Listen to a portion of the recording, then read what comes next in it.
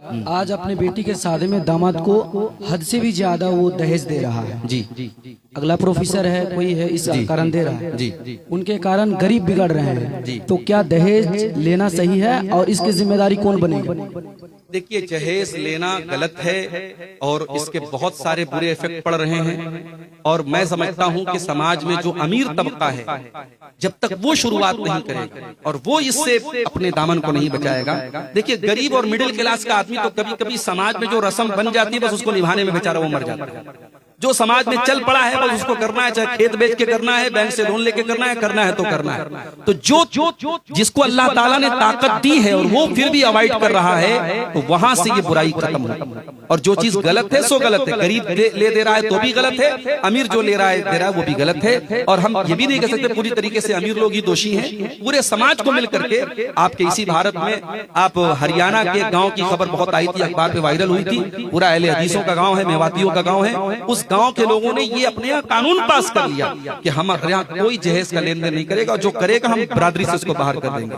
वहां इस पर अमल हो रहा है, अल्हम्दुलिल्लाह, वहां कोई दिक्कत नहीं है। तो आप भी अपने यहाँ बहुत सारी चीजें आप कानून बना सकते हैं ताकि लोग उसका पालन करें। अभी हमारे बनारस में जैसे आपके यहाँ शेरशाबादी समाज का एक एसोसिएशन है, हमारे यहाँ अंसारी बिरादरी के लोग ज्यादा हैं, उनकी भी अपनी एक एसोसिएशन है, उनके भी सरदार हैं। तो सरदार लोगों ने यह तय किया कि शादी जो होगी तो बारात नहीं जाएगी, या जाएगी तो बस 20 से 25 लोग जाएंगे।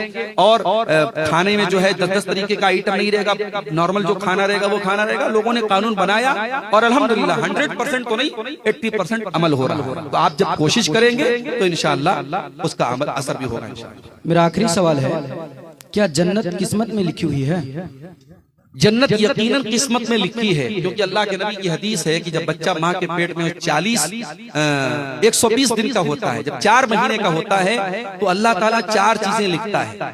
उसमें एक चीज ये लिखता है कि बंदा कितना जिएगा, उसकी उम्र क्या होगी, उसकी रोजी रोटी क्या होगी, वो अमल क्या करेगा, और वो बच्चा, वो इंसान जन्नती होगा या जहन्नमी होगा, ये भी लिखा है। अब सवाल ये है कि जब लिखा हुआ है तो फिर हम अमल क्यों करें? तो इस सवाल का जवाब ये कि क्या आपको पता है कि आपकी किस्मत में क्या लिखा है? आपकी तकदीर लिखी है मगर ये अल्लाह को पता है, आपको नहीं पता है। आपके हिस्से की रोजी रोटी लिखी है, लेकिन क्या आप घर में बैठे रहेंगे? हम दुकान पर नहीं जाएंगे, हमारे हिस्से की रोजी लिखी है।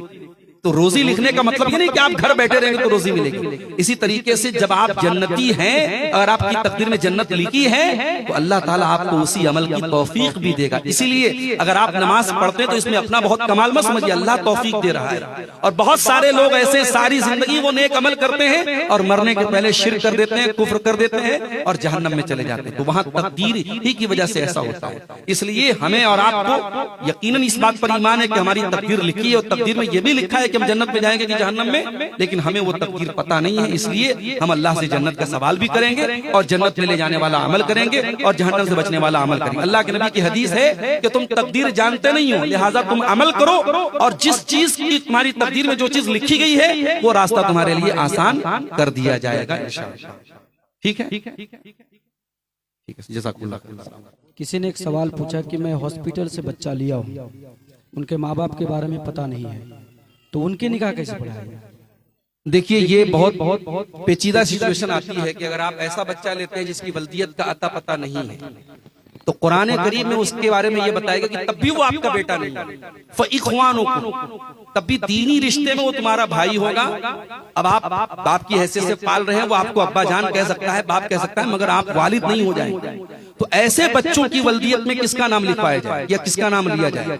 तो ऐसी सूरत हाल में उलमा ने ये लिखा है, फतवा दिया है कि ऐसे ही अब्दुल्ला लिख दिया जाएगा। अब्दुल्ला माने अल्लाह का बंदा, तो वहां पर भी इंसान अपना नाम नहीं लिखेगा, अब्दुल्ला लिख करके वल्दियत में दर्ज कराएगा। जी, अगला सवाल है, कैंसर, कोढ़ या सांप के काटने से या आग से जलकर मरने से क्या इनके हिसाब किताब में कुछ कमी आएगी?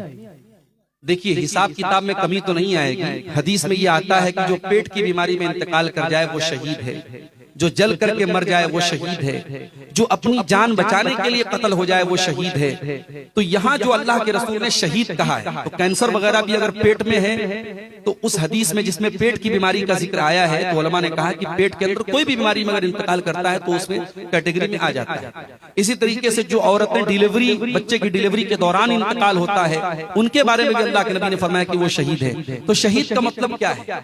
मतलब ये है कि अगर उस औरत की या उस मर्द की जिंदगी ईमान वाली थी, नेक अमल वाली थी, तो ये इस तरीके की जो मौत है ये उसके अच्छे अंजाम की तरफ इशारा है कि उसका खात्मा अच्छा हुआ है और अल्लाह ताला क्या उसके साथ मामला अच्छा होगा। लेकिन इंसान सारी जिंदगी कुछ ना करे, नेकियां ना करे, गुनाह पर गुनाह करता रहे और जल के मर जाए, तो हम ये थोड़ी बोल देंगे कि उसका हिसाब किताब नहीं, ऐसा नहीं है। तो उसकी जो जिंदगी है उसके हिसाब से अल्लाह ताला के यहाँ मामला होगा।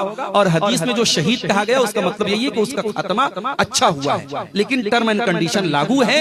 एक इंसान अगर अपनी जिंदगी में ईमान पर था, नेक अमल करता था और उसका इंतकाल मान लीजिए अगर जुमा के रात में हुआ है तो उसको भी अच्छे खात्मे की एक अलामत बताया गया है। अगर उसका इंतकाल कुरान पढ़ते हुए हुआ है ये अच्छी अलामत है। अगर उसका इंतकाल इन चीजों में से किसी सूरत में हुआ है तो एक अच्छे खात्मे की अलामत है। जी अगला सवाल है कि माँ या बाप में से उसके औलाद को उसको देख रेख करता है बुढ़ापे में, तो माँ बाप उनको ज्यादा जमीन अपनी दौलत में कुछ देता है जी क्या भाई लोग खुशी से देता है या समाज के लोग दिलाता है, ये सही है? नहीं, देखिए सुनिए, अगर माँ बाप के ऐसा होता है समाज में कि एक बच्चा माँ बाप की ज्यादा केयर कर रहा है और दूसरे बच्चे माँ बाप के साथ उतनी केयर नहीं कर रहे हैं या गलत भी कर रहे हैं, तो बाप को क्या ये इजाजत है कि उस बेटे को जो उनकी खिदमत कर रहा है उसको अपनी वरासत में ज्यादा दे दें? देखिए, वरासत तो मरने के बाद तकसीम होती है, जिंदगी में बाप जो देगा वो हिबा होगा। और इस्लाम का कानून यही है कि हिबा बराबर बराबर देना पड़ेगा सारे बच्चों को। अब ये आप कह रहे हैं कि समाज खुश है, बच्चे खुश हैं, तब भी इसकी इजाजत शरई तौर पे नहीं है। और वो क्यों नहीं है वो भी सुनिए। इस्लाम में आपकी खिदमतों के हिसाब से आपको वरासत में हिस्सा नहीं मिलता। वरासत अल्लाह का बनाया हुआ सिस्टम है, उसमें हमें छेड़छाड़ करने की इजाजत है। मान लीजिए एक बेटा बाप का 40 साल का, अब 40 साल तक बेटा बाप के साथ रहा है, बाप की सेवा किया है, सब कुछ उसने किया है। और मान लीजिए कि जब बाप मरा तो उसका कोई बेटा उसकी बीवी के पेट में, उसने तो बिल्कुल खिदमत नहीं की बाप की। वो पैदा भी हुआ है बाप के मरने के बाद, लेकिन जब वो पैदा होगा तो जितना 40 साल वाले बेटे को हक मिलेगा उतना ही बाप के मरने के बाद जो बच्चा जन्म लिया है उसको भी उतना ही हक। इसीलिए कुरान में जब अल्लाह ताला ने वरासत का कानून बताया तो अल्लाह ने कहा आबाउकुम व अबनाउकुम ला तदरुन अय्युहुम अक़रबु लकुम नफ़ा, कि तुम्हारे बाप में से और तुम्हारी औलाद में से कौन तुमको ज्यादा नफा के एतबार से तुम्हारे करीब है ये तुम नहीं जानते। ये हमारी बनाई हुई तकसीम है, इस पे तुम छेड़छाड़ मत करो। इसलिए हाँ, बाप ये कह सकता है अपने बच्चों से कि भाई मैं अल्लाह ताला क्या पकड़ मेरी हो इसलिए मैं ऐसा कोई काम नहीं कर सकता। आप लोग अपने इस भाई को, अगर ऐसा भी होता है जैसे 5 भाई हैं, एक भाई बहुत मजबूत है माली एतबार से और कुछ भाई कमजोर हैं, तो जो भाई मजबूत है अगर वो अपनी सवाबदीद से कि भाई हमें अल्लाह ताला ने पहले ही बहुत कुछ दिया है और हम माँ बाप की उतनी सेवा भी नहीं कर पाए, हमारा छोटा भाई है तो इसको हम बाप की वरासत में ज्यादा दे देंगे, वो आपस में ज्यादा दे दे वो चलेगा, लेकिन बाप को जिंदगी में ज्यादा नहीं देना चाहिए वरना अल्लाह के उसके। अल्लाहु आलम। जी अगला